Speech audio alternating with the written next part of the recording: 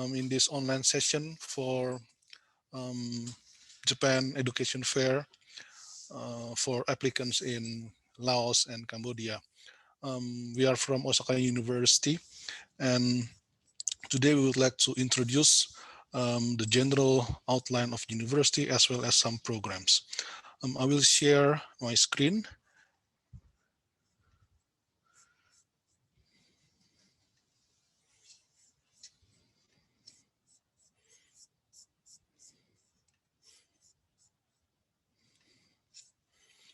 Okay, so this is the program for today. We will have a 30-minute general explanation of university, and then 20-minute explanation of the Department of Biotechnology by Professor Honda, and 15-minute explanation on the Department of Human Science by Professor Streich, 15-minute introduction of the International and Graduate Program in Science by Professor Weda Sarsen, a 10-minute experience of a foreign student by So Sang, and 20 to 30 minutes of a question and answer session. So first, let me start by explaining about our university. My name is Clement Nakawijaya, and I work for the Center for Global Initiatives in this university. So as the name implies, Osaka University is located in Osaka Prefecture. So it is a city, it's the largest city in Western Japan, and it is located very close to Kyoto and Kobe, also Nara.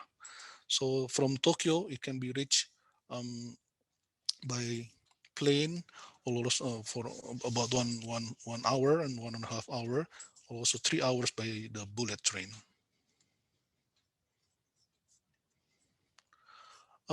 Osaka is known as the fourth most livable city in the world, according to the Global Livability Index in 2019. So as you can see here, all the indexes that were measured, it kind of suggests that Osaka is a very nice place to stay. As a comparison, in this index this year, Tokyo was placed at number 7. A brief history of our university. We have a very long history, and our roots started in 1724 as Kaito Kudo, which was a school for merchants. And also in 1838, Tekijuku. This was a Jats studies school that specialized in medicine and other sciences was established. And these two educational institutions became the roots of our university. In 1931, the Osaka Imperial University was founded with the support from businesses, community, local government, and the civil society. In 1949, the Osaka Imperial University's name was changed into Osaka University as a national university, one of the 7 largest universities in Japan. And in 2007, the Osaka University and the Osaka University of Foreign Studies are merged, and this university became one faculty of our university, the Faculty of Foreign Languages. In 2031, we will celebrate the 100th anniversary since the foundation of Osaka Imperial University. This year marked the 19th anniversary of Osaka University and the 100th anniversary of the Osaka University of Foreign Studies. We have 3 campuses and 1 center in 4 cities in Osaka Prefecture. The first one is the Toyonaka campus. This is quite a relatively small campus.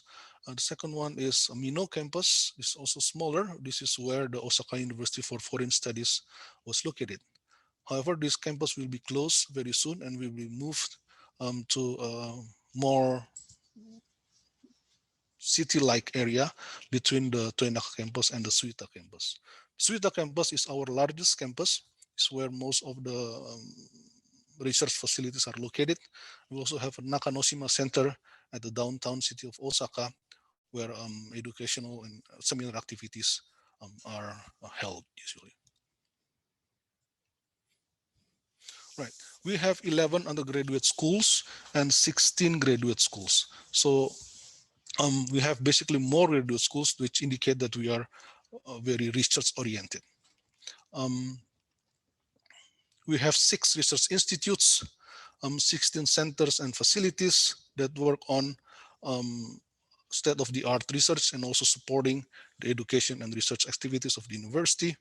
We have one international advanced research institute, the IFRAC or Immunology Frontier Research Center, 18 education and research support organizations, and 2 university hospitals, the General University and one general hospital and one dental hospital. We also have 4 university libraries. Right, so I will introduce you some of the strategic research areas that Osaka University has been pushing lately. The first one is in the field of immunology, which is embodied by IFRAC and also RIMD. The second one is the integrated frontier research for biomedical science. This is about translational and reverse translational medicine, work on stem cells and others. The third one is the symbiotic intelligence system, which is in the field of AI, artificial intelligence, robotics, the creation of human-like robots, neuroscience, and human-robot interaction. And the last but not least, the quantum information science and quantum biology. Right, so IFRAC is, as I mentioned before, this is an international advanced research institute in our university. So this is the forefront runner in the field of immunology. And Osaka University is a very well-known research institute or university that has a very strong background and also achievements in the field of immunology. You will find big names in this research center: Akira Sensei, Sakaguchi Sensei, Nakata Sensei, and also Kishimoto Sensei, which used to be one of the presidents of Osaka University. Researchers and PIs of this research center have won prestigious international awards, and they're very well known for their state-of-the-art research in this field. It's a very highly international institution in which some PIs are actually from abroad. Second one is the integrated frontier research for biomedical science. As I mentioned before, this research center focuses on translational and also reverse translational medicine. This is headed or led by Professor Koji Nishida. He is a professor in the Graduate School of Medicine and the director of this center. He is an ophthalmologist, and he's also working a lot in the development of stem cells for vision operation, for ophthalmology. And he is well known as the scientist who performed the first transplant of cornea made from iPS cells. The second that very worth to mention is Professor Sawa, who was also well known as the first scientist who performed the transplant of heart cells made from iPS cells. You can scan this QR code to watch a YouTube video about this research field. The second one is, or the third one, sorry, is the Symbiotic Intelligence Systems Research Center. This is headed by Professor Ishiguro, who is a very well-known person in the field of Android and also robotics and also human-robot interactions.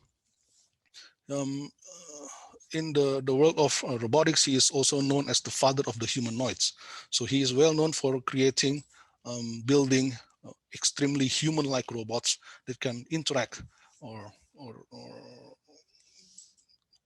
probably in the future can function as many in many fields. He is also this center is also led by the executive director, Professor Asada, and he's also a very well-known scientist in the field of robotics. He is actually now the president of the Japanese Robot Society. So both of these researchers had or lead this center that consists of many other scientists that work on the field of developing robots and human-robot interactions. Last but not least is the quantum information science and quantum biology. This center works on the development of algorithms and also all kinds of things related to quantum computers. They are also working on how we can use calculations done by quantum computers in the field of chemistry and also biology. This is headed by Professor Kitagawa, is from the Graduate School of Engineering Science, and also Professor Keisuke Fuji, also from the Graduate School of Engineering Science.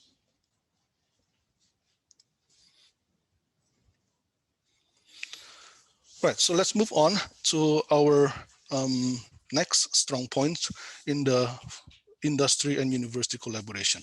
Now, Osaka University is very well known as a university that has strong relationship with the industry and also with the government, of course.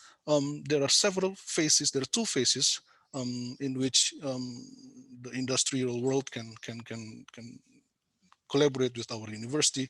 The phase one is through technology consultations and also individual joint research, which actually we have been going on very strongly for many years. Phase two, which was done quite recently. This is where the first in Japan that created joint research labs in campus, funded partly or fully by the industry. Now as one April 1st of 2020, we have 101 joint research labs, and this does not include 42 endowed chairs in the departments across all the university. And there are two types of joint research labs. A joint research chair, this is relatively smaller, so basically a company labs on campus, or a much larger research alliance laboratories. We also have comprehensive partnerships with the industry. So not a bit different from this one. This, in which this one is actually, we allow, or we collaborate with the industry to use the research results from the university. This one here, we start from the beginning. So even before there is any result from research, the industry actually come to us, and we collaborate together. The industry provides some funding to start research from the basics. And if we have some findings, then the industry will have priority. The funding industry will have priority to use or to reject that results. In the field of immunology, we have a partnership with Chugai Pharmaceutical. This is quite a large pharmaceutical company in Japan, and also with Osaka Pharmaceutical. This is also another middle to large mega pharma in Japan. In the field of IT, we have collaboration with Daikin Industries, and together with these industry partners, we perform research, highly advanced research for the benefit of humankind. Right, so let's move on to our collaborations with the international world.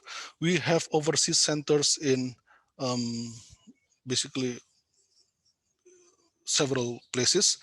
First, we have the European Center for Academic Initiatives. This is located in the Netherlands, in Groningen.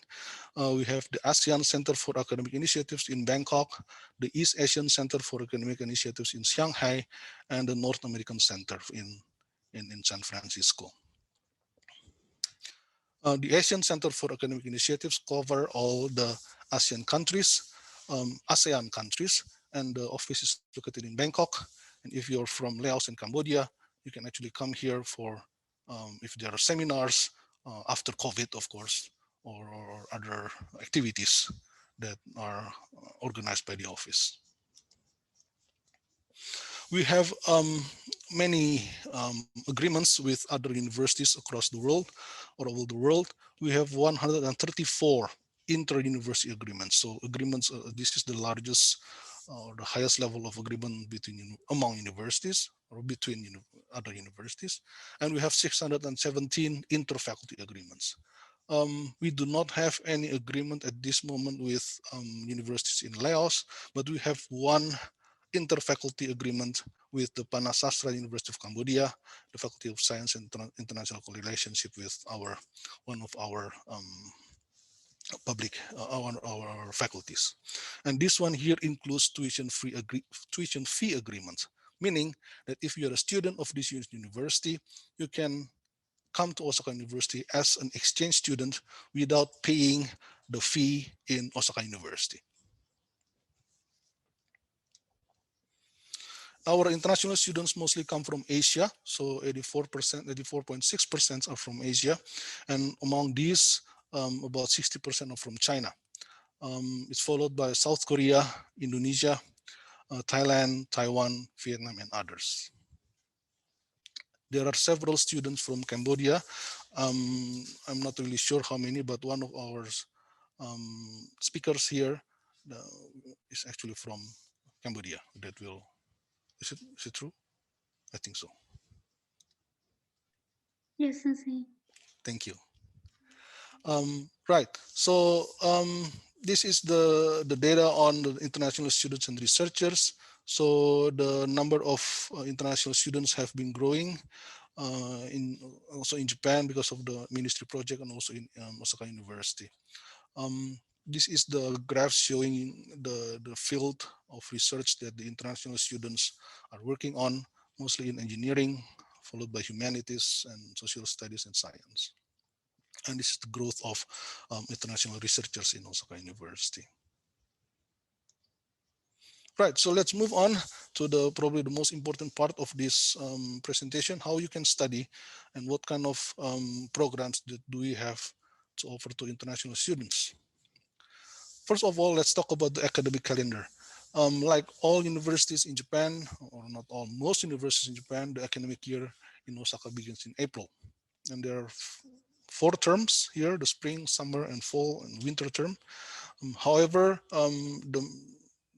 the organization of the curriculum is not really strict like this. It's sometimes in most classes you have a semester system, but this is done in order to make the mobility of students become easier. And we have 2 graduation ceremonies a year in September and in March. There are several programs that we offer in English. If you are not familiar um, to study in Japanese, or you don't have enough Japanese language capability. In the undergraduate level, we have 2 programs, the Human Sciences International Undergraduate Degree Program, which will be explained later by Professor Streich, and the IUPS. This is not entirely in English. On the first 1.5 years will be in English, and the later this will be in Japanese, basically. This will also be explained by Professor Weda Sarson.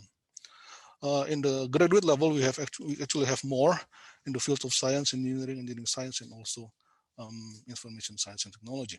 We also have non-degree programs, exchange programs, the Frontier Lab program and OSEP, and also many other opportunities for graduate students to come as non-regular students.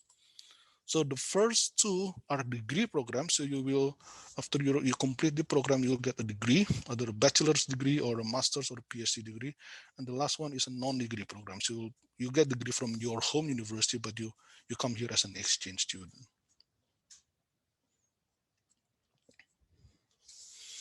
Right, so these are the graduate programs in English.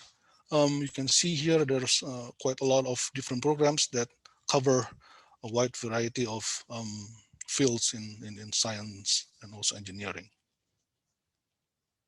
If you want to know more about these programs, you can scan this QR code.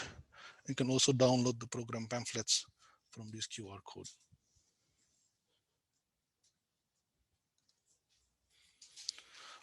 How can you enter graduate school? So this is the general flow of graduate school admission. First, you need to read the admission guidelines for the program of your interest and put in mind that each program has separate admission criteria. And the second one, this is probably the most important one, you need to find and contact a potential supervisor that will help you to do research and also to get a master's and PhD degree. Then you contact the department office for further details or questions. You prepare and submit the required documents.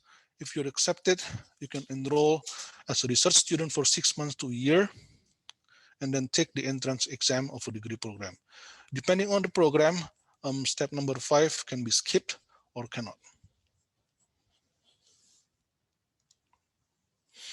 You can also look at this, scan this QR code to look for the researchers or potential supervisors that can lead you, help you do your research.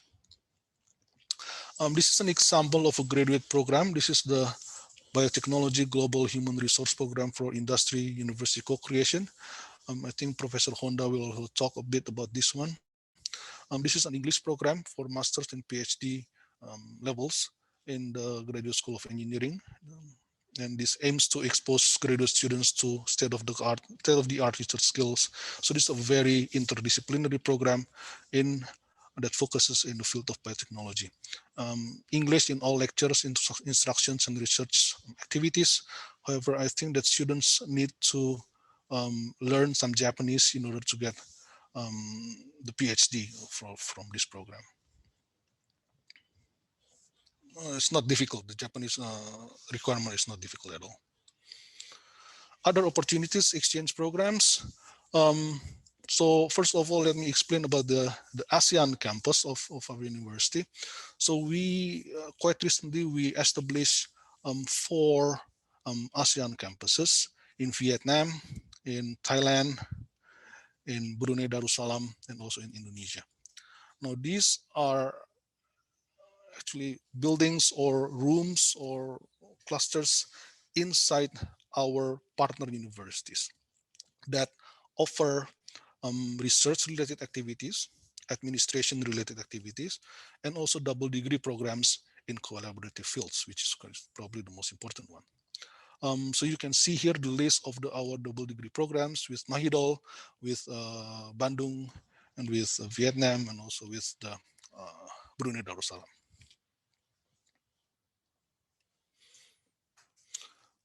Some examples of the double degree program are, one example is shown here. Unfortunately, at this moment, we do not have any double degree programs with universities in Laos and Cambodia. This probably will change in the future, and if it does, you can actually find more information about it later. Exchange programs, we have these 5 main exchange programs. The Frontier Lab, which is a science and engineering based exchange programs. So students are placed in research laboratories here for 3 to 12 months. Maple is a Japanese language exchange program, and this is kind of for higher level students, so students who know some basic Japanese and want to improve their Japanese language skills. So it's just a 12-month program. We also have OSAP. This is the standard exchange program that we have with our partner universities, which is designed for 3rd to 4th year undergraduate students to take special academic classes in English in Osaka University as special auditor students. We have also iExpo. This is for students who are fluent in Japanese, and students who are enrolled in this program are free to choose classes and conduct research under the guidance of a professor. J-SHIP is also another program that we have. It's a short stay intensive Japanese language program for introductory to lower intermediate level learners. Right, so based on the preliminary questions that we received from you guys, there are a lot of questions about tuition fees. So this is the table for the tuition fee. You can actually see this also on this website.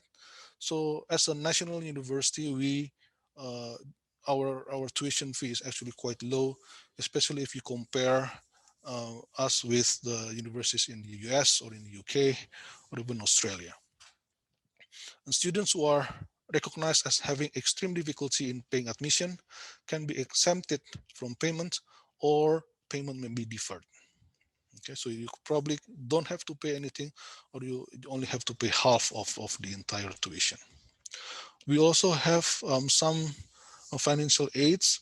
So the most standard one, probably the Momuka Gakusho scholarship. So this is a scholarship from the Ministry of Education, Sports and Culture and Technology, Science and Technology. And from applicants in Laos, you can actually see this website to find more information about this, in Cambodia from this website. JASO, which is the Japan Association of Foreign Students, also offer some scholarships, and we also have our university scholarships, which are all, you can find more information from these websites. Other resources, I think we still have 5 more minutes, right? Right. So this is the most recent update of or the most recent upgrade of our student dormitories. We have just completed the the developments of the Osaka University Global Village Mino Semba.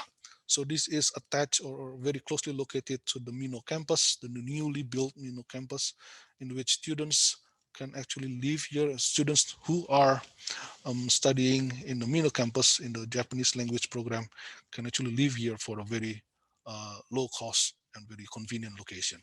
We also have the Osaka University Global Village Tsukumodai.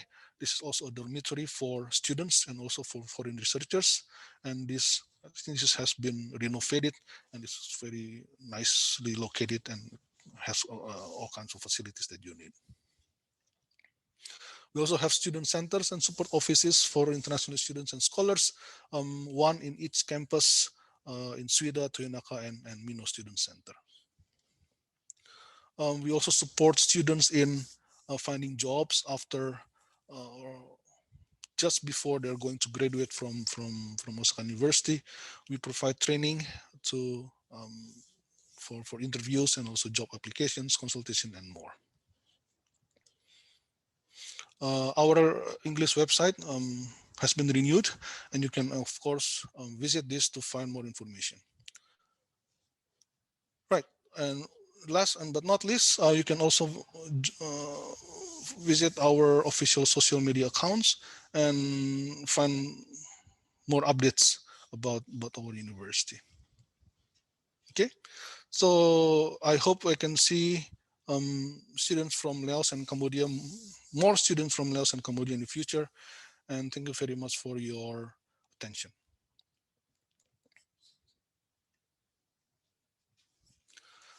Okay, so the next one will be from,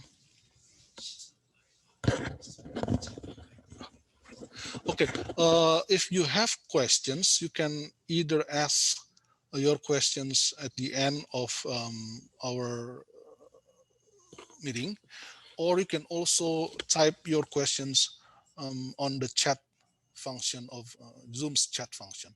And we have Professor Hisada and also Taki-san, the office admin, that who will try answering your questions on the chat function. So for the next session, I would like to give the floor to Professor Honda. Thank you. Okay, thank you, Dr. Clement, for the introduction. So I am Kosuke Honda from the International Center for Biotechnology. Just a moment, I will share a screen. Can you hear me? Yes, Sensei. Okay, thank you. And can you see the slide?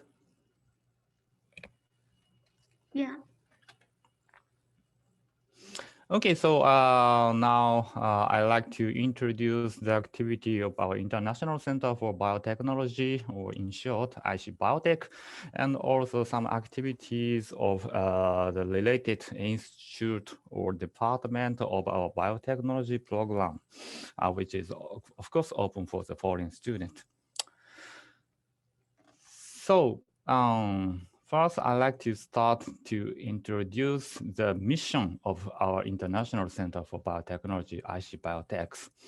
So as you can see here, our purpose is to link the world through the biotechnology. And to achieve this, we aim to be a hub of the biotechnology research in Asia, particularly in the ASEAN countries.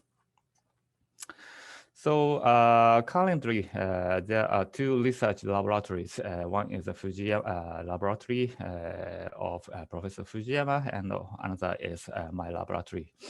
And our main target is industrial biotechnology, including applied microbiology and plant engineering.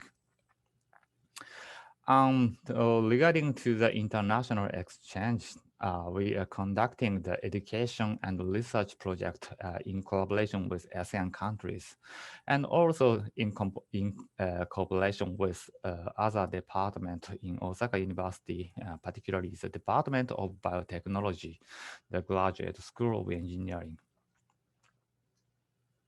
So to understand why we are focusing on the biotechnology, you may have to understand the history of our international center. Our center, IC Biotech, originally started from this fermentation technology faculty, which was launched in 1896.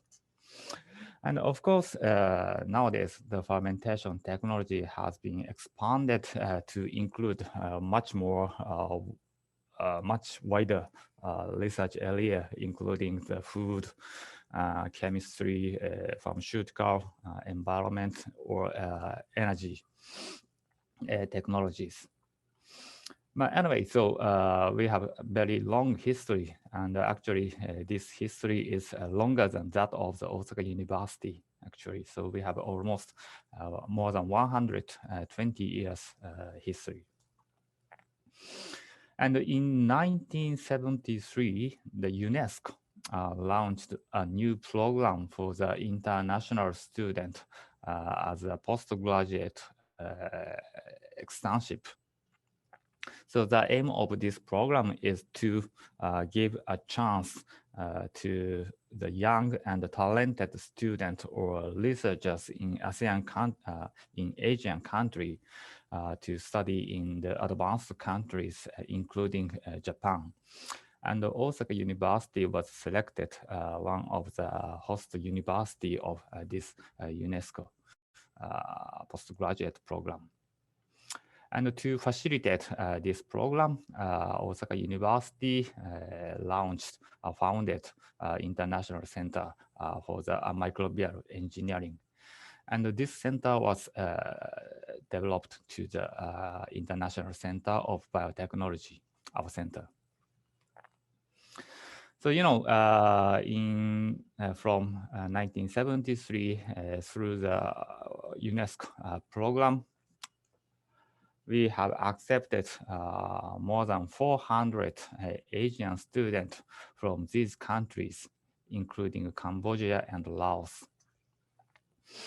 And this program was unfortunately finished in 2019.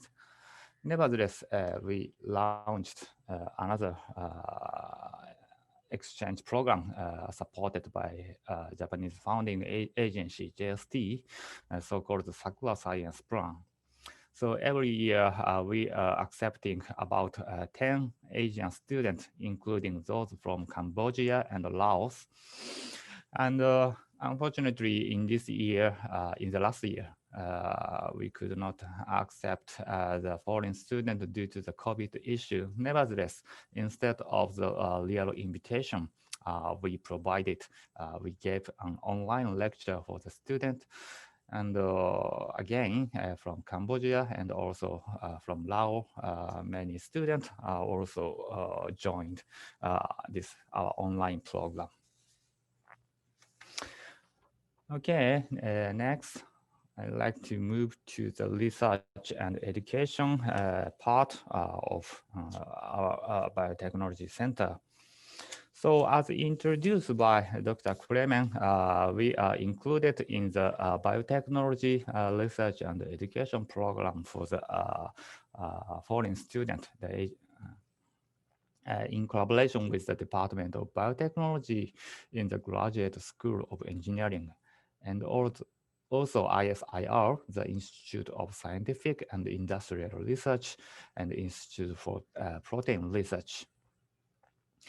And currently, 10 laboratories, as shown here, included our biotechnology education programs. So today, I'd like to briefly introduce the research interest of each laboratory included in this biotechnology education program. So first, this is a laboratory by Professor Fujiyama, who is a director of our IC Biotech. So in his laboratory, they are focusing on the production of human-friendly biopharmaceutical protein with a particular focus of glycoengineering, the engineering of glycosyl modification on the biopharmaceutical protein. The second one, actually, this is my laboratory. So we are mainly working on the biomolecules, including enzymes or genes, supporting the unique physiology of microorganisms. And we are also interested in the application of the development of industrially useful technologies using these biomolecules, using the technique of the synthetic biology. So now in the Graduate School of Engineering, there are 6 laboratories included in our biotechnology program. The first one is a Fukusaki laboratory. This laboratory is working on the development of various analytical methods to determine the various metabolites inside of the living cells. And by using those advanced technology, they are analyzing the food, medicine, plant, or microorganisms. The second one in the GSE is the Kinoka Laboratory, the Laboratory of Bioprocess System Engineering. Their main focus is the development of the regenerative medicine by establishing the cell manufacturing technology. So because of the discovery of development of iPS, the stem cell, by a Japanese researcher, Japan is very popular in the field of cell manufacturing for the regenerative medicine, including the application of iPS stem cells.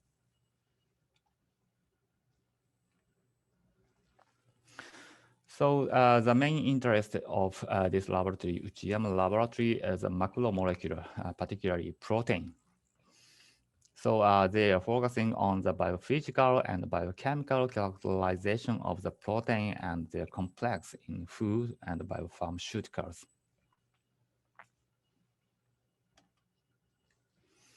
So this laboratory, Watanabe Laboratory, is using a very unique material, Daphnia magna. This is a water flare. So actually, this is one of the ideal model organisms to monitor the environmental changes. So by developing a genetically engineering tool applicable to this kind of small animals, they are developing novel technology to monitor the environmental change. And Professor Muranaka is working on the plant biotechnology. So as you can see in this picture, what he is looking at is potato. So recently, his group developed, in potato, there is some toxic compound in their sprout. And by using the genome editing technology, his group developed, the genome edited potato, which is non-toxic. And by using those technology, they are trying to promote the health and increase food production. The Omasa laboratory is working in the field of biochemical engineering and focusing on the production of useful compounds, including the biopharmaceutical protein or some chemicals produced by microbial cells. And this laboratory, Nagai laboratory, is included in ISIR, and their group is actively working on the bioluminescent proteins. So he is also interested in the development of autoluminescent plants. So I mean, this is the kind of the lightning plant. So by using this kind of lightning plant, we may be able to make bright the night world without using electric light.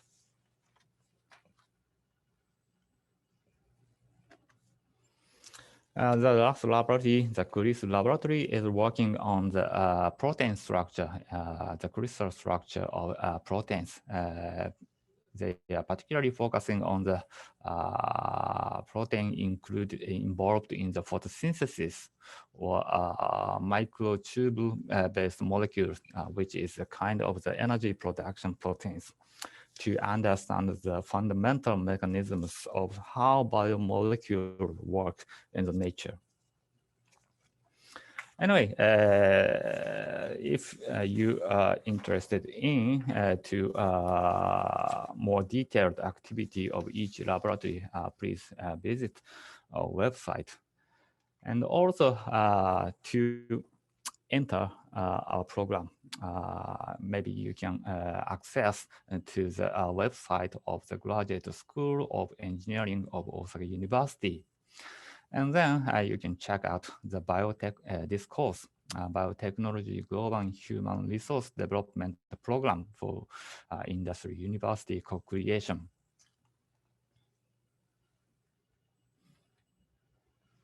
So actually in this program, there are several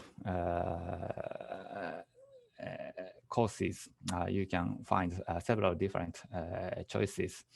So for example, we have two application periods for the enrollment. The one is enrollment in April, and the another is the enrollment in October.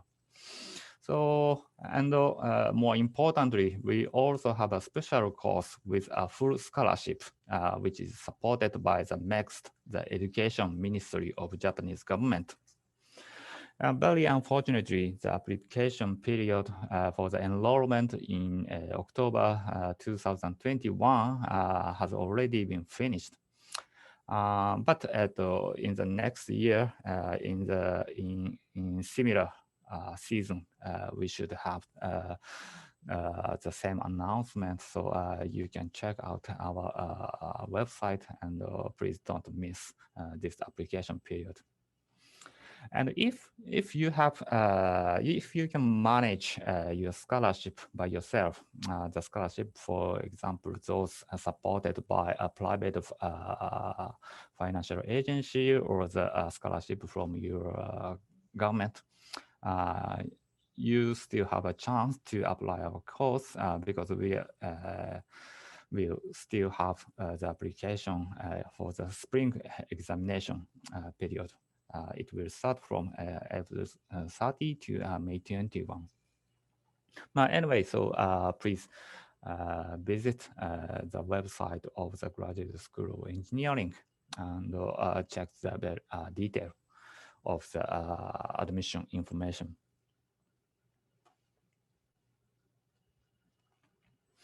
Okay, so it's a very brief introduction of our biotechnology department, and I hope you are interested in our activity and visit our website.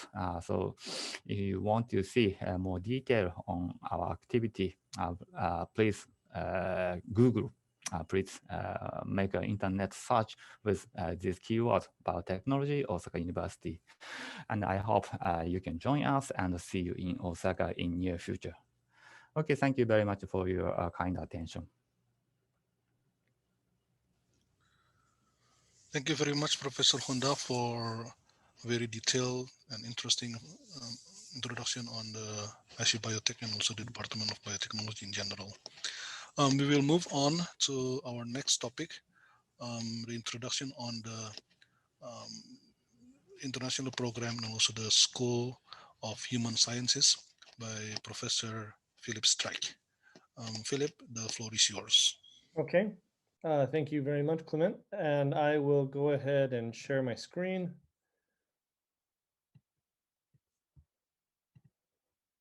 Okay, so I'm going to introduce to everyone the School of Human Sciences. That's the undergraduate school, the Graduate School of Human Sciences, and of course I'll do much of my emphasis will be on the international undergraduate degree program which is the English medium program inside the Undergraduate School of Human Sciences. Okay, so first of all, a lot of people just ask, what are the human sciences? A lot of people might be under the impression that this is about biology or something like that. No, the human sciences are a multidisciplinary social science-based, it is a multidisciplinary social science-based program. As you can see here, what we do is we cover many of these topics: psychology, sociology, pedagogy, kyosei, which is the Japanese word for coexistence, anthropology. There's also political and global studies, diversity and inclusion studies, and a program on Japan studies. So it's really this mix of the social sciences with a emphasis really on creating global citizens. We want the students that we mold and educate to go out and really think about the world and want to engage in the world and try to make the world a better place. So that, I hope that makes sense to everybody. Okay, so the mission there, let me continue on with the slide. To conduct multidisciplinary education and research, to think about the facts from a comparative and multiple perspective, and to study and analyze contemporary issues as a global citizen. So the fields include, probably already mentioned that. Okay, so our MA courses opened up in '76 and PhD courses in '78. The whole field, the whole department itself started in '72. Let me carry on here. Okay, so we have for the undergraduate programs, as I mentioned just a couple slides ago, we have the Japanese side of our program.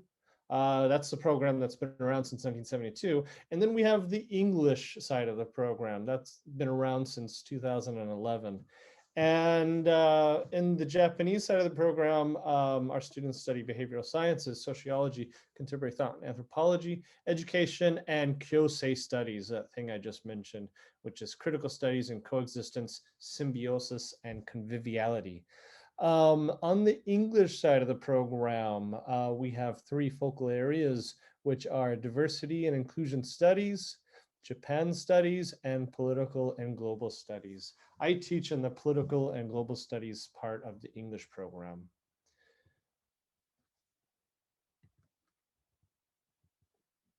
Oops, let me go back one. Okay, so let's get into the Human Sciences International Undergraduate Degree Program, launched in 2011. And again, this is 4 years taught entirely in English. Graduation is possible in 3.5 years. We have usually about 2 students do that every year. And these are cases in which students maybe want to join a Japanese graduate program, which starts in April, or students that want to maybe go onto the Japanese job market. And a lot of those jobs are starting in April as well. So our program starts in October, that is. The students arrive in Japan in September, and then they'll graduate. Typically, if they do the 4-year program, they'll graduate in September, 4 years later. The students who graduate in 3.5 years will graduate in March after 3.5 years. Alongside of taking your 4 years of classes entirely in English, there are also Japanese language courses. We actually require that students take Japanese language courses. If you're already very good in Japanese, you can maybe test out or take an advanced class or 2 in Japanese, and then start taking other language classes if you want. Moreover, students who get adept at Japanese can also take classes in the regular Osaka University program in Japanese. So some of our students go on and take law classes or economics classes from Japanese professors, or some of our other human sciences courses that are taught in Japanese. We feature in our 3rd year an independent study project. That's actually a course with an independent study, and I teach that course. And then that leads into the mandatory 4th year undergraduate thesis, which all of our students write. And typically those topics for the independent study and the undergraduate thesis are the same. Okay, so let's talk a little bit more about these focal areas. Again, they are diversity inclusion studies, Japan studies, and my topic, political and global studies. Oops. So diversity inclusion studies. This focus asks students to address issues of equality, participation, inclusion for people who are differently located in society. And it's linked to our new UNESCO chair in global health and education. So we also include some classes on global health and education in that focal area, in that focus area. The Japan Studies is an update of our older focal area called Contemporary Japan. And it invites students to study Japan from a number of perspectives, a number of theoretical approaches, including culture, social systems, institutions, as well as its global influence. And then what we do in political and global studies is we look at domestic politics, international relations or international politics, political economy. So that's more your IR and politics matter right there. And we revised our curriculum about 2 years ago, and we just introduced the new curriculum with these new focal areas with last year's group, last year's intake.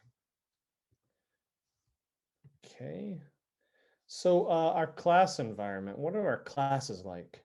So it is learner-centered approach with firsthand research information.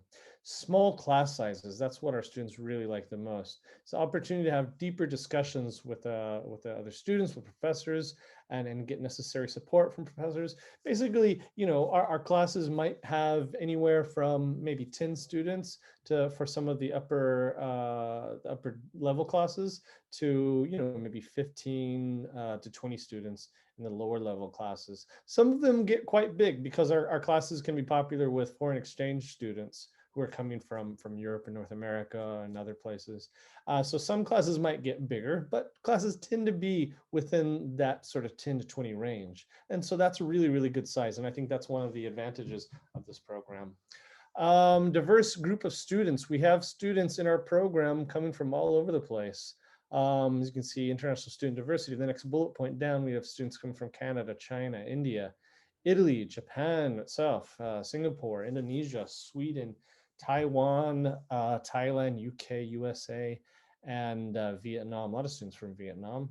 And then we have international professors. We have professors coming from all over the world as well. Research and exploration. We have undergraduate research opportunities. From the second year, students are encouraged to apply for this general Osaka University grants to conduct small individual and group level research projects with the help of supervisors. These are research grants that students across the whole university, not just our program, can apply to. So they are competitive, but we have a good track record. First of all, the university is very generous. There are a lot of these research grants given out, but also our program students have been quite good at getting these grants. And so we've had a few students win a grant and conduct research each year. And some students have used this money to travel to conduct their research domestically and internationally. And then in January, they always, every January, students have to present to the whole faculty and fellow students about their research. So that's a great opportunity that it's hard to find at other universities.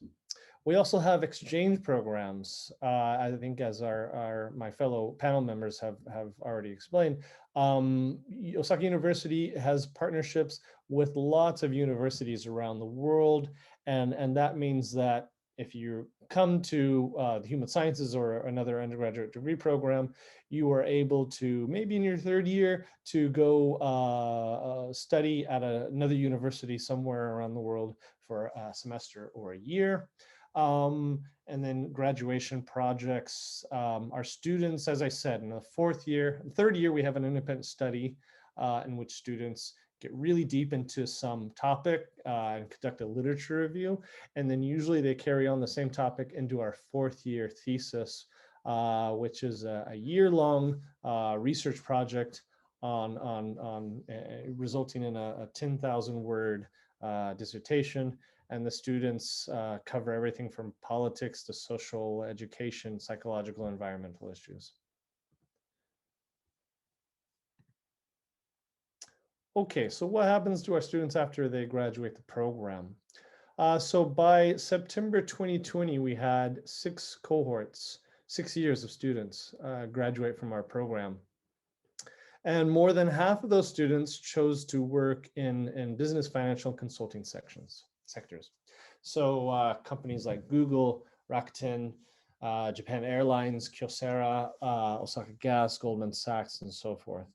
And then a further 1/3 of students continued their study at graduate school. They went on to graduate school. And a lot of our students stay in Japan for that graduate school. They end up going somewhere like Tokyo, some stay at Osaka, Kyoto University. Those are the top 3 universities in Japan. But we have students who have gone to London Business School, Boston College, University of Oxford, Leiden. I'm, writing recommendation letters for students every year, and they're applying all over the world.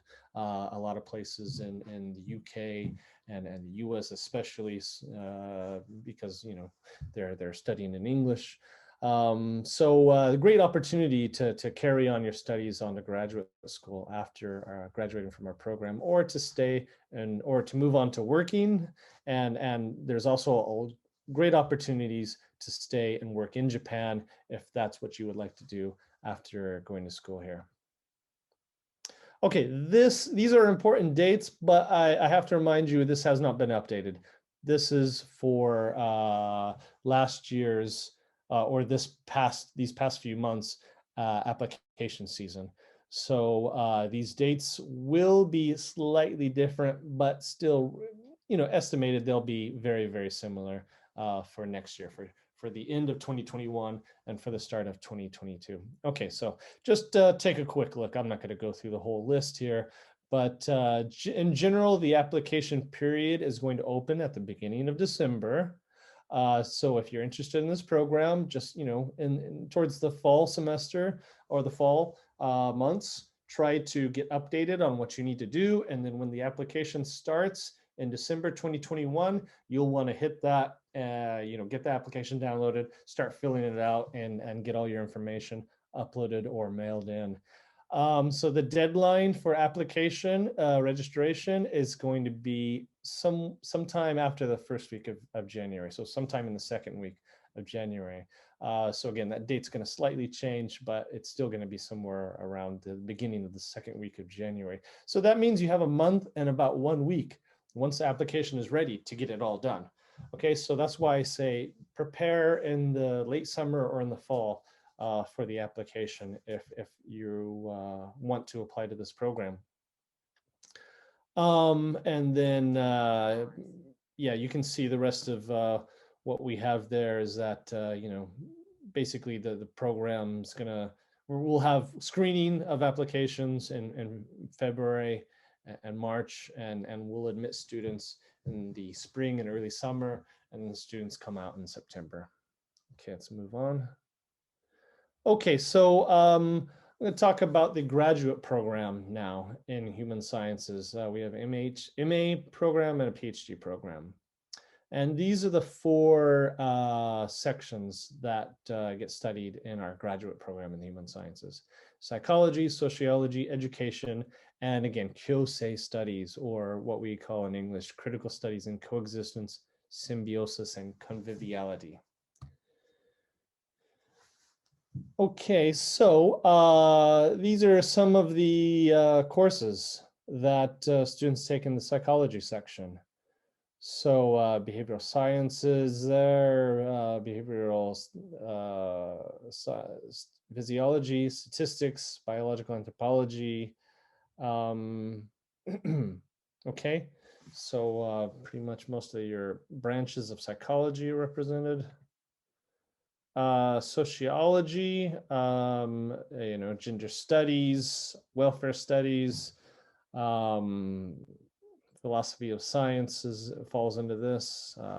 Some anthropology courses are offered in through sociology as well. and education. So we have lots of branches of education. Educational anthropology, educational technology, and educational psychology, clinical psychology. Okay, so a lot of branches of education offered there. And then in the Kyosei, or critical studies and coexistence, et cetera, we have, you know, more classes that offer, that look at sort of Kyosei, the global citizenship type of thing that I was talking about at the beginning of my presentation. So future innovation, Kyosei studies, philosophical anthropology in Kyosei, critical studies and transformative education. Okay, so I hope you can see that a lot of these classes are quite linked to each other, related to each other. A lot of the same terms in different forms are showing up in these 4 branches of courses for the graduate school. Okay, here's some information about graduate school admissions. So for the master's program, the applications from outside Japan must arrive on the last day of the acceptance period. And again, these are dates from last year. Okay, the information has not been updated yet for the next year. But the application period is generally, for the autumn admission, is generally going to be happening in July. And the application period for winter admission is going to be happening in November. Okay, and then there's associated test dates for those 2 entrances. For the PhD program, PhD, a lot of our, you know, a lot of the PhD students were in the master's program. They moved into the PhD program, but that doesn't necessarily have to be that way. You can apply straight into the PhD program as well. And there's information about that process as well right there. Okay, so just a little breakdown about international students. So in the international undergraduate degree program, we have, I think this is old information. We're a little bit above 36 right now. We're more like around 45, I'd say. In the master's program, we have 49 international students. In the doctoral program, 38. And you can see down below the list of countries, different countries. I don't know if that's comprehensive, but that does give you a good show of the diversity of our international students in our program, both the undergraduate and the graduate level. Research students. Research students are typically students who are going to be entering the program, but they're maybe waiting a semester or waiting a year. Also, we have students who might graduate in the regular 4 years as an undergrad, and then are taking a semester before they enter as a graduate student in the spring, in April. So they might become a research student. So that's just a special category of students who are kind of waiting to enter the program. And you can see we have 30 international students doing that. And then we also have our short-term exchange students as well. So we do support a lot of international students at the Human Sciences.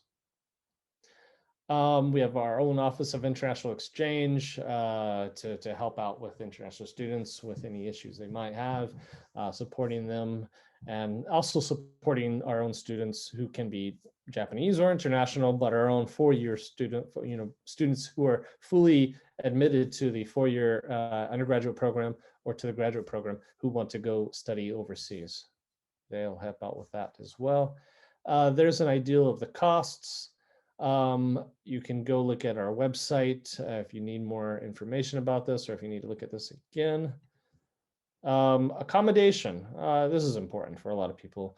You know, you're an international student, you move to Osaka University, which means you fly into our airport, you take the train all the way up to Osaka or to the university, and then you get off the train and you wonder, well, what do I do now? So we have, luckily we have for first year students who are coming over from overseas, we have accommodation at our dormitory. The dormitory is located at Toyonaka campus. So what we usually have is, in that situation, we have our students who are flying in for the first time to Japan, we have them go straight to the dormitory, the international house, and they check in there. And then it's nice. You don't have to worry about looking for a place to live right as soon as you land, or looking for a hotel or anything like that. And yeah, we do have the Global Village, new campus dormitories. These are brand new, and these are located close to our Suita campus at the train station called Yamada. So very, very new, very nice looking. Okay, some more thoughts about international student support. We have buddy programs, health and counseling, career support services for anyone who comes over here. And finally, I'd just like to say we look forward to seeing you and look forward to looking at your application and look forward to any questions that you might want to ask. You can go visit these websites. The first one is for the general Japanese program in human sciences, and that'll have information on the undergraduate program that's in Japanese, as well as the graduate program that's mainly in Japanese, but has lots of English classes as well. The bottom URL is for the program that I teach in, which is the 4-year undergraduate program in human sciences, which is all conducted in English. So you can go to that website if you're interested in applying for that program. You can go to these websites and look for contact information if you want to ask questions as well. Okay, and that's it for my presentation. Thank you very much. Again, looking forward to seeing applications from Laos and Cambodia. So please let us know if you're interested and have any questions. Thank you. Thank you very much, Philip, for the information. Let's move on to our next presenter, Professor Luke Ueda-Sarsen, who will explain about the International Undergraduate Program in Science. Luke, please go ahead. Thank you, and hello everyone. So I'm Luke Ueda-Sarsen, and I'd like to introduce our new undergraduate program in science. So let me just share my screen here.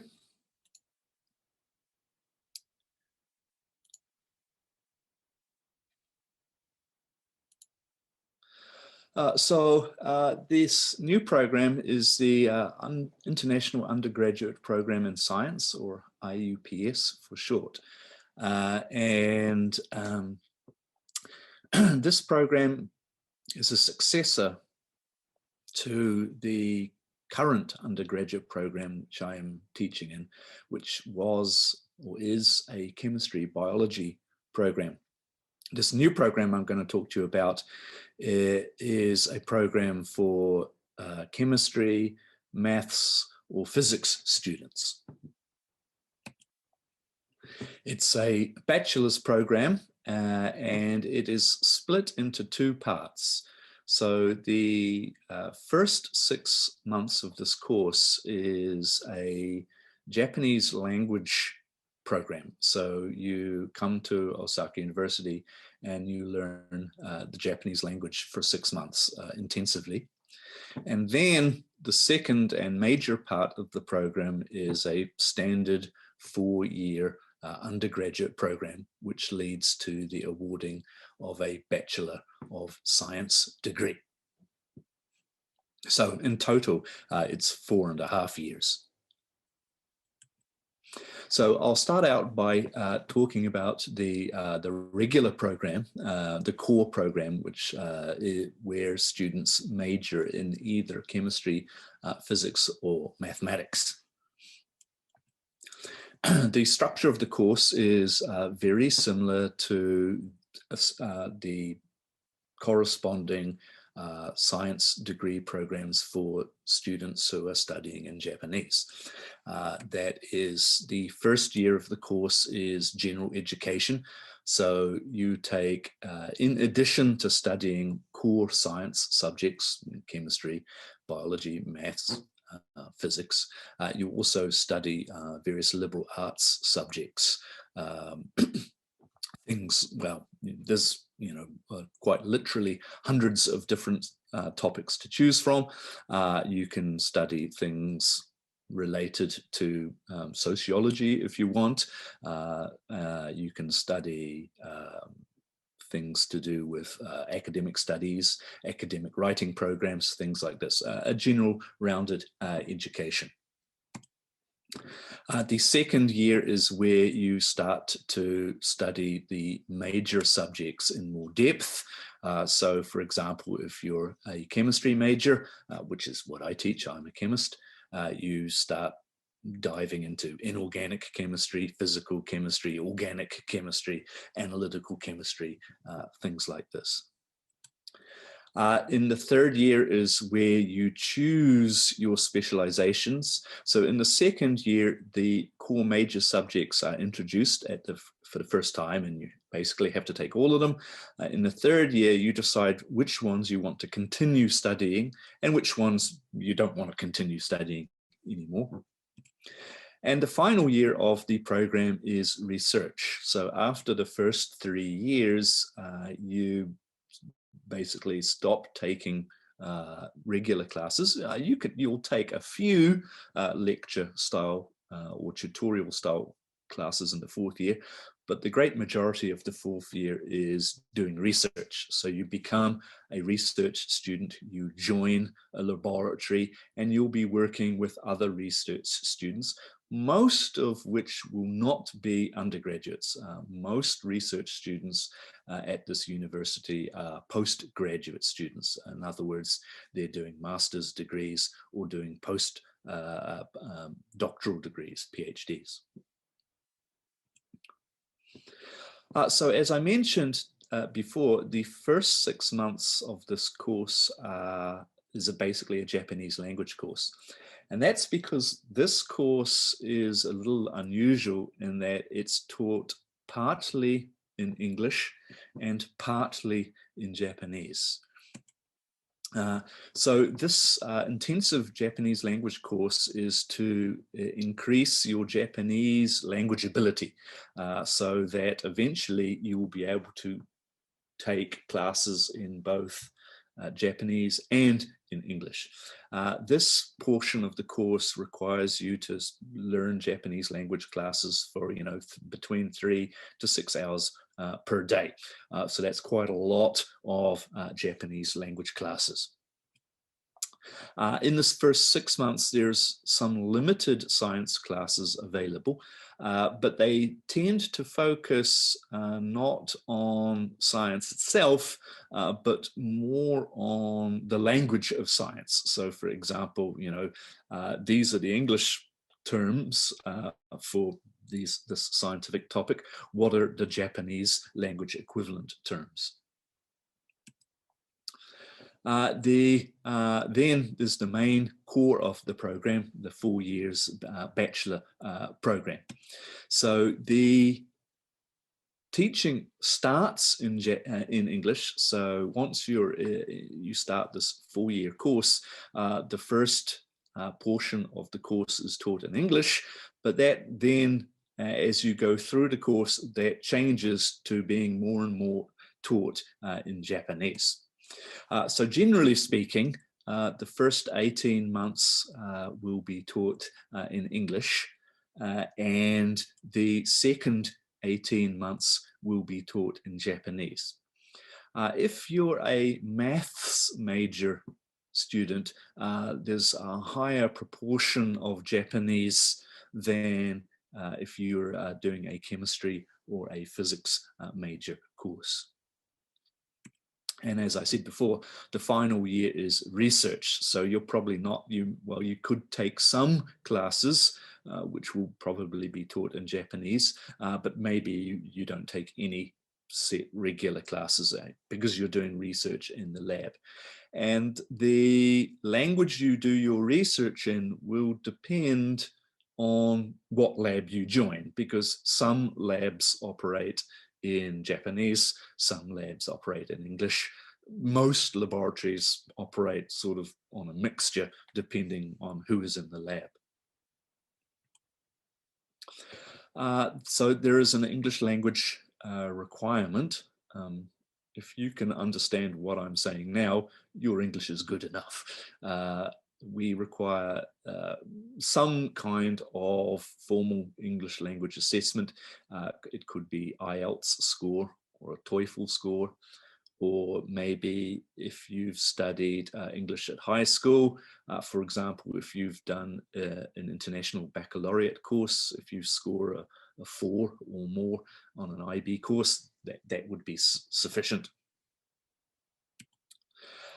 There's also a Japanese language entry requirement, and that is the JLPT level 3 or better, or some equivalent. In addition to our language requirements, of course, you actually have to know some science because this is a science degree. And that is usually a score provided by whatever standardized test your country has for university entrance. Now, I haven't taught any Cambodian or Laotian students yet, so I don't know what Cambodia or Laos have as entry requirements for university.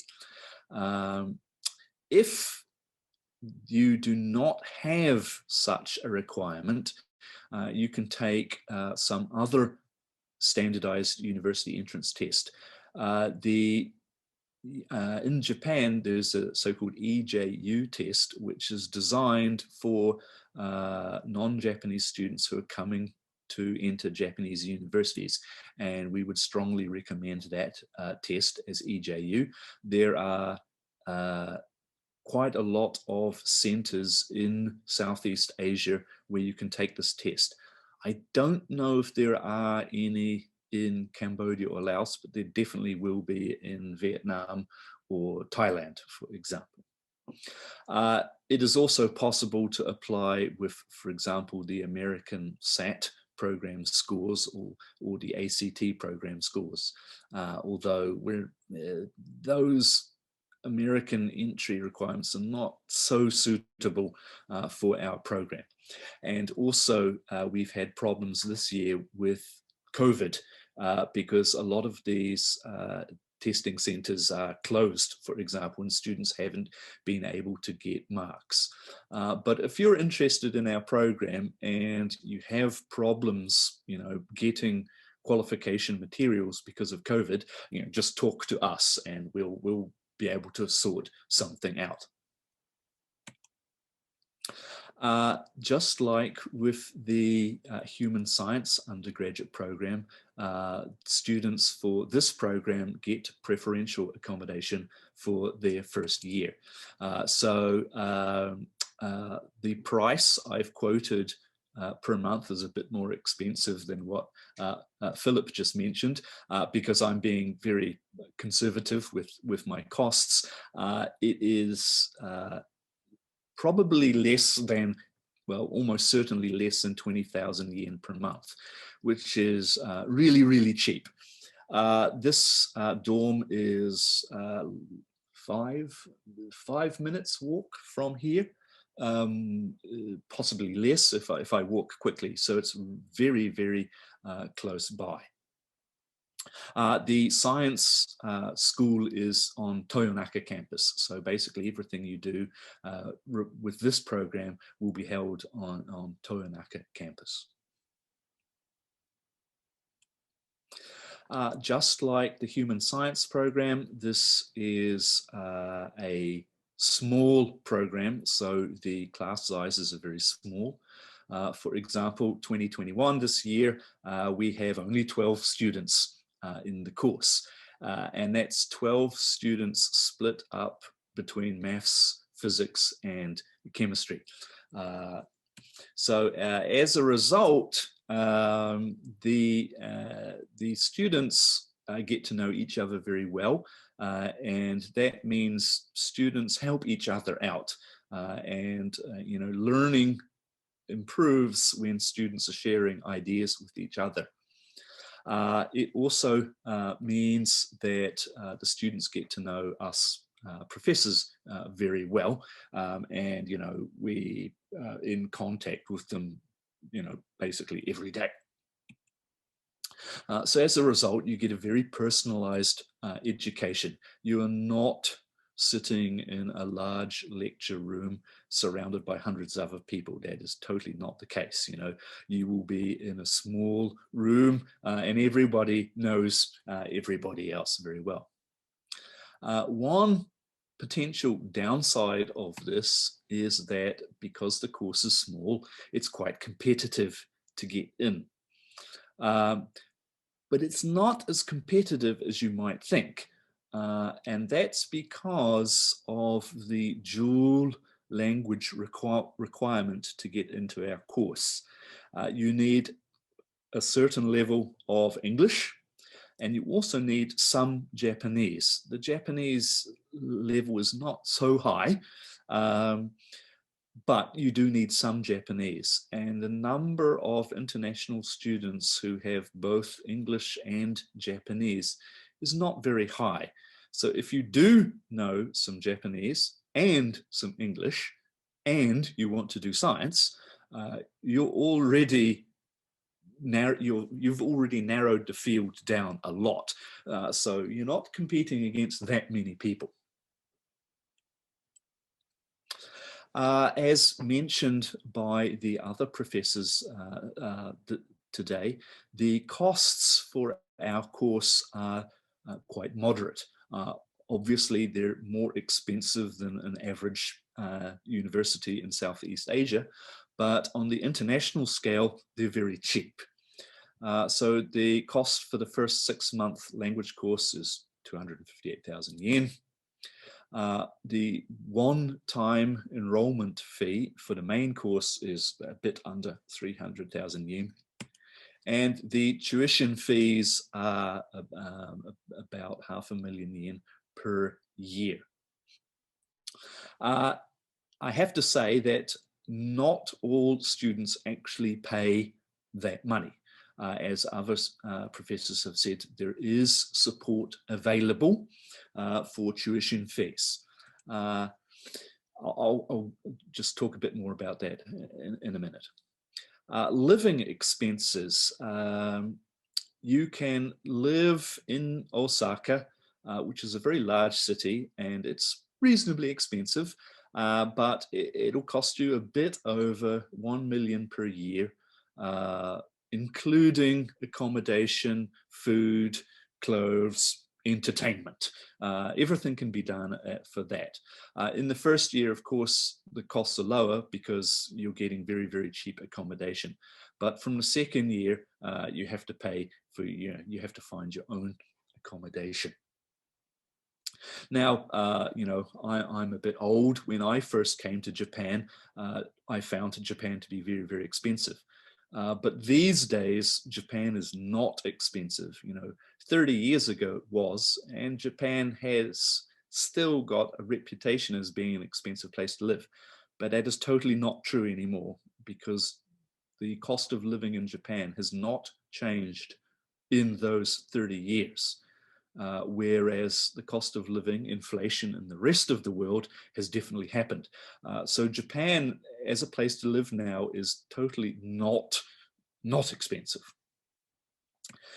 In any case, half of our students receive some kind of financial aid. So the figures I'm showing here are what you'll pay at most. But half of our students actually pay less than this because they're getting some sort of financial assistance. That is usually a reduction in fees. Fees are either cut in half or cut completely if you get financial aid, or alternatively, it's a scholarship. However, this aid is usually available only after you've been enrolled, because most of this aid comes through the university rather than some sort of government scholarship. Now, unlike the human sciences program, for science, most students go on to do postgraduate studies. They do not immediately after graduation into the workforce. Over 80% of students in the School of Science continue to do a master's course. at least, and quite a few of them obviously will do a PhD course as well. And that figure is even higher for international students. So almost all international students who go through our undergraduate international program go on to do graduate studies. And that's because these days in science, a bachelor degree is basically an introduction. If you really want to go ahead in science, you're going to need the expertise of some sort of speciality that can really only come through postgraduate studies. In Japan, a master's degree is the standard in the fields of science and technology. And a master's degree from Osaka University will put you in a very, very good position if you want to be employed in Japan, or alternatively, if you want to be employed by a Japanese company in your home country. Many Japanese companies have branches these days in other countries. And obviously, they look at people who are citizens of the countries they have offices in, but who have got their university education in Japan very favorably. So important dates. So if you want to enroll in this program this year, basically you need to apply now. So the registration period has already started for applications, and it will finish on March the 4th. So you need to basically pay the application fee, which isn't much money. I think it's something, I can't remember the exact money. And if you don't succeed in getting into the program, it gets refunded. So that's not a big problem. And the actual application documents have to be sent to us by March the 11th.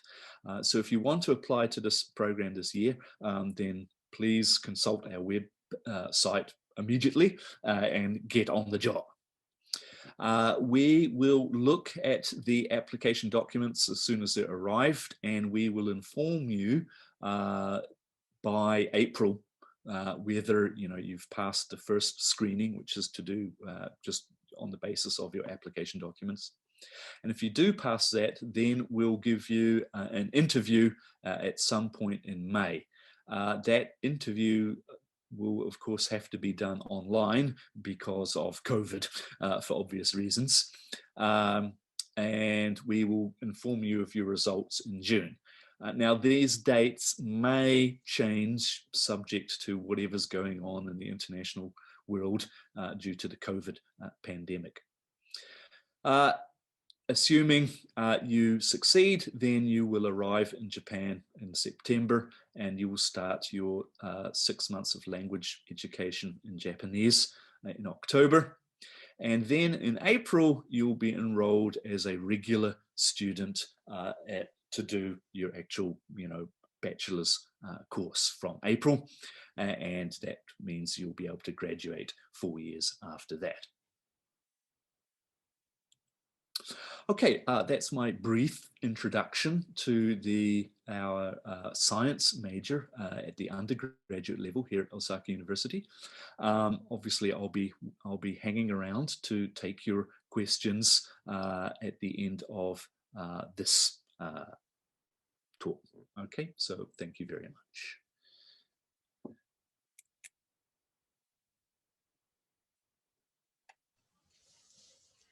Okay, so thank you very much, Luke, for the explanation on IUPS. Let's move on before we go to the Q&A session with our last session, which is the talk from a student, Cambodian student in Osaka University. Mrs. Soth, are you there? Sosang, yes. So Yeah. you're a master's student right now? Yes, Sensei. Yeah, so please, we would like to know about your experience studying here and the things that you like and probably do not like in Osaka University. Please share with the audience. Thank you very much. Let's go ahead. Yes, thank you so much, Sensei. So now I would like to share my screens. Yes, we can see. Thank you. Yeah.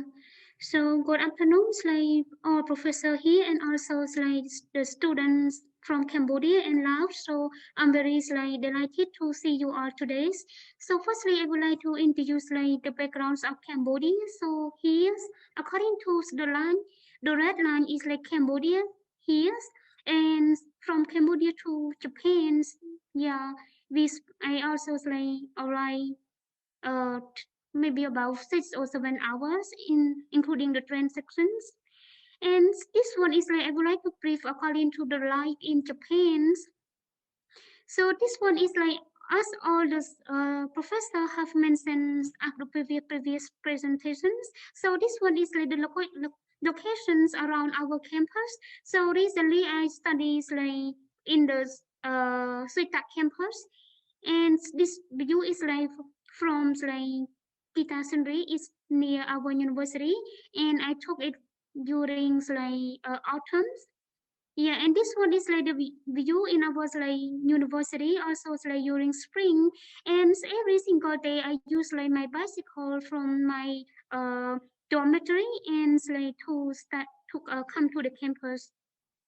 So this one is like I arrived in Japan last year, 2019, before COVID-19, and this one is like the welcome party for the freshmen in the dormitory.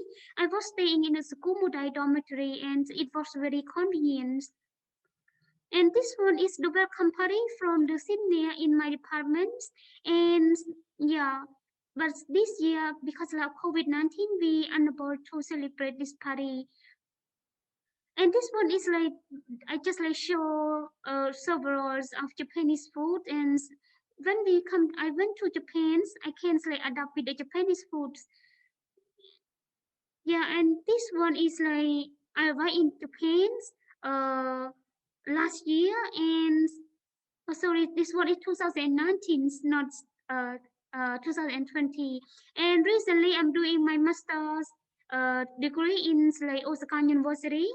And firstly, when I arrived in Japan, the first semester I have to live in the dormitory about like 1 semester, and then I moved to the my apartments. Yeah, and when we arrive in Japan, first we no need to care about like the any like guidance or any like problem, because like we have our tutors, and they have she or he can help us in every single like thing that we have to do. And I would like to praise like my personal experience here. I come here according to the scholarship from the government that we can call mid scholarship, and in like my study, because like this today from 2019 until now I'm staying here more than 1 year, and I can conclude that like studying at Osaka University, because I live locally but we grow globally. So this one is like the beneficial point that I have found out but in myself. The first one is like the education is very standard and comfortable to stay, and the public transportation is extremely efficient and also safe and enjoyable, and also the self-confidence and time management was improved in myself. Yeah, we have known together here. This one is like the educational system is like very excellent, and also I got a scholarship from this one. So every single thing after I'm staying in Japan is like provided by the Japanese government ministry, and also the education here is my since I arrived in Japan now, I think myself is very independent, and I can like improve either my mental and physical developments. Yeah, and according to my study here, the first one is like the class master of like the master degree. So it's very like high education standards, and also we use like the English language here.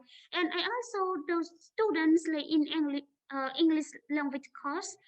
But later on, the Japanese language also provided by the university from the beginnings until up to the levels. And yeah, we can like use this language, Japanese language, to survive in like the daily life.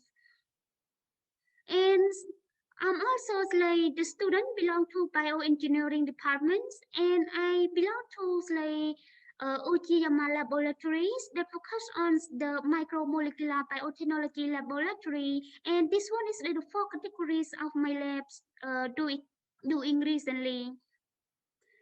And also this one I just like focus on the backgrounds of my research in Osaka University. It's very productive according to the AAV virus.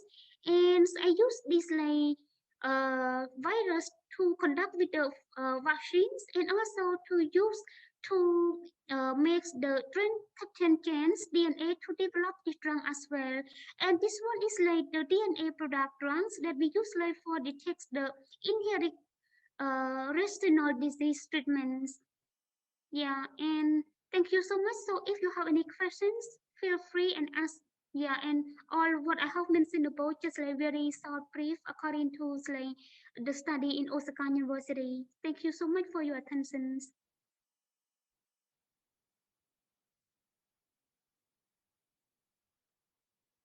That's all something.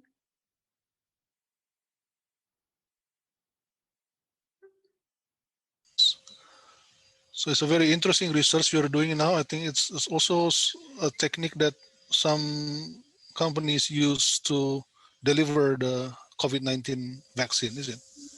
Yeah, Sensei. We also like conducted virus with the COVID-19 recently. Very Yeah. good. Very good. Thank you. Thank you so much, Sensei. So we are now at the last session. This is the Q&A session. There are several questions that have been posted here, and I think there is one thing that I would like to confirm with Luke. So there are two questions actually. The first one is here: does a student's high school have to be accredited by an international evaluating organization such as WASC, AXI, or CIS to be eligible? No. No. I mean, normally high schools are accredited by the... For international schools. Yeah. They're normal. Well, it depends which country the school is in, because most schools are accredited by the national government concerned. Others are part of some kind of international organization. But, you know, we actually it is possible to enter our program without even having, you know, you can be homeschooled, not even go to high school and still come to our program. So your high school itself isn't important. What is important is, are you qualified to enter? And that's to do with you, not your school. So, yeah. So basically, if the student has a standardized score test, that will be enough, yes? Yes, that's right. Okay, good. The next one is here. Are standardized test scores and language proficiency scores required or optional? In principle, they're required because, you know, we need proof that you have the ability you say you do. And we require, normally we require some organization other than your high school to, you know, so we get a third party view that your abilities are good enough. However, this year things are different because of COVID, and it has proven difficult for some students to get hold of the things that we normally would require. So if that is the case, then, you know, you have to talk to us about exactly what we can do to satisfy these requirements. Something of a case-by-case basis this year. This year is different for everybody, for everything. Right, thank you. Any other questions from the audience that you would like to ask directly?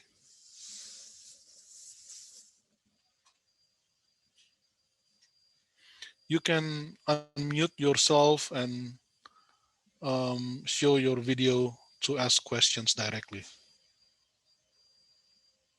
No questions? Oh, there is one here. Do I have to send the application documents via express mail despite the pandemic? Can I send them via email or an online platform as an alternative? Look. It depends on the kinds of documents. In principle, everything can be sent electronically. We would like physical copies of documents if those physical copies exist. But again, as I said, this year things are different. And we are aware that it may be difficult to send documents physically at the moment. It basically, we try and stick with our normal entry procedures as much as possible, but we're flexible. So we will, basically talk to us about what you can do and what you can't do, basically. Right. Any other questions?